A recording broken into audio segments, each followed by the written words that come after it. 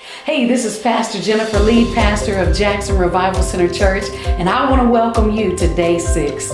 The Bible said, "Ask and you shall receive, seek and you shall find, knock and the door will be opened unto you." That seek is about discovering God's will for your life. When you seek God's will for your life, it places a demand on what you need. Think about the law of supply and demand in business. The greater the demand, the greater the supply. The reason why you may have a lack of supply in your everyday life, maybe there's a lack of demand in your prayer life. This is about seeking out or searching God's will for your life. God will never give you something that doesn't line up with His Word.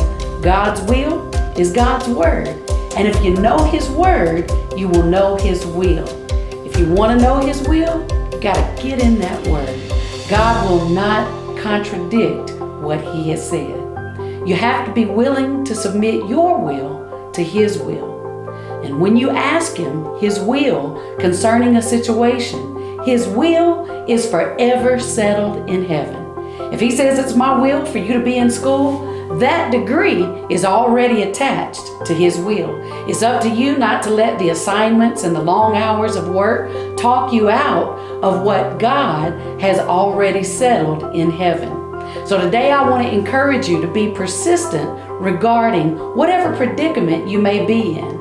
If we can all be honest, we've all had some situations. There's been people who have married, people who have bought houses, cars, started businesses before you made sure God's will was clear to you. And that's where some situations came from that people are dealing with now. The good news is you can pray your way through. But you got to learn to get into prayer and refuse to move until you hear from God.